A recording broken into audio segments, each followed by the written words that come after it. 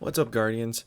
It's been a few weeks since the reveal and release of Destiny's newest season, Season of Arrivals. And with it, we have new content, new stories, and new loot. Let's get into it. The story and lore of this season is that the very long and very anticipated pyramid ships have finally arrived. We had the Doomsday Timer last season to warn us, but we had no clue what was to come.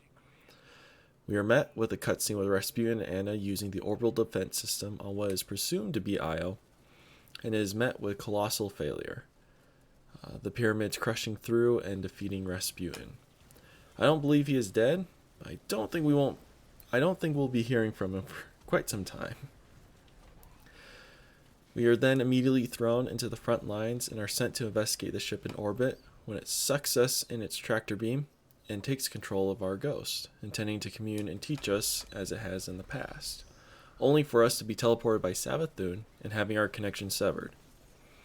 We then fight our way through the cradle, the last place the traveler touched, and discover the Tree of Silver Wings, an old piece of lore found on many exotic armor pieces and within several lore books relating to the origins of the traveler and darkness. Once freed by Eris, we take the Seed of Silver Wings, aka our artifact, and team up with the Drifter to infuse it with darkness so we can keep Savathun away from our transmissions with the pyramids. And that's the story for the season so far. I'm not sure where it will lead, and I'm excited to see the connection between now and Beyond Light in the fall. It's great that there is a story worth following, and one that is pretty clear on what is going on. Luckily, I love the lore of Destiny, and although I'm no Bife, I've followed it pretty closely since the beginning of Destiny 1. And while I love the side stories that make this feel like a full universe, I'm glad we are on the main track. Let's hope Bungie has a few more missions like this and ways to continue to tell stories in game and not in the lore cards. The loot of this season wasn't really revealed beforehand, and it's taken us time to look into, skim through, and handle firsthand to see what we are really working with. First is the removal of Eververse ornaments and adding more armor in the game to chase, and I love that. I'm not high enough power and don't have a squad yet to tackle the dungeon, but the fact there are multiple armor sets in there is a huge positive in my book. The way we earn gear everywhere else is through the new system of Umbral Ingrams, Bungie's way of getting us to play whatever we want and still get the new stuff, and I think it's going great. They drop fairly often, and although the AFK farming glitch was shut down last week, may it rest in peace, just grinding a few minutes of strikes and crucible will guarantee you one or two of these Ingrams, with your odds getting greater as the season progresses through bonuses and perks.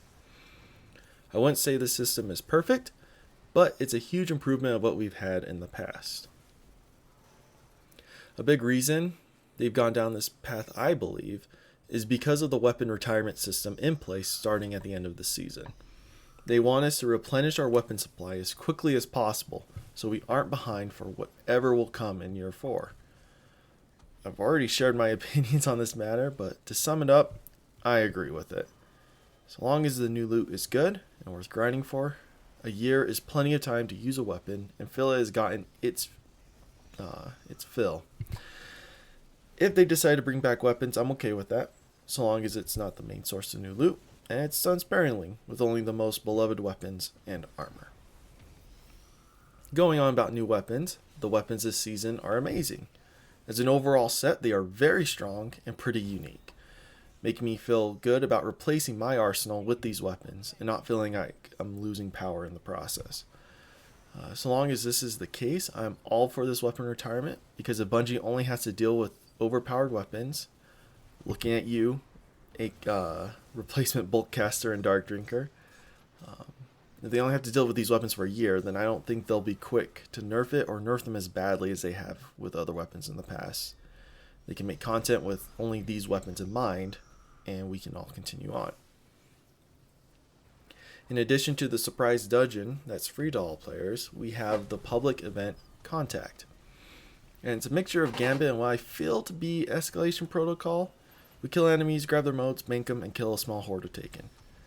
There is a glitch to make this faster, but I don't think Bungie will nerf it. I assume they know that public event style activities are pretty hard for us to enjoy, as is, and if we can burn through them quickly and enjoy it, why change it, right? Who knows? By the time this video is out, the new weekly update will be out. I haven't read the patch notes or whatever for this. Who knows? I'm not the biggest fan of the contact event, but I don't have anything against it. They're quick, drop lots of Umbral Ingrams, and with our new darkness weapons, we tend to burn through the heroic boss and all the champions with light, without the light advantage in champion mods. It is the first few weeks, so we'll see how they can keep our attention with this event through the next few months. And then with Solstice of Heroes and Moments of Triumph coming soon, they better not make us go through all this again, like they did with the Fellwinter's Light Quest. What a mess that was. My final impressions? I really do enjoy this season. It isn't perfect, but I feel like there's a purpose in it. Sure, there are small elements in all the seasons that could tie to the bigger picture, but I felt like it was a side story all over again.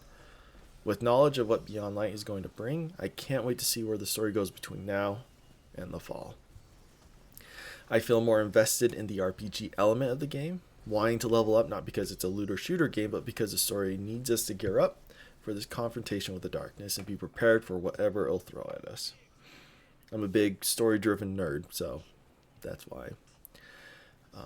The one complaint I have is the leveling system. It kind of draws me away from that gear grind, because having the power rise every few months makes me feel like I'm trying to shovel a driveway during a blizzard. Nothing I'm doing really matters, because in a short amount of time I'll have to do it all over again. I don't mind power bumps, but I feel like they're too often. And to be honest, we just need a better way to level up and give us incentive to become stronger. I don't have any ideas. I know Bungie's trying to work on more ideas, but hopefully a solution comes soon. This has been my initial thoughts so far. I'll probably do one at the end of the season, and if something extremely huge and game-changing happens mid-season, I'll make another one of these. Hopefully you've enjoyed this, my first thought video. And until then, I will see you next time.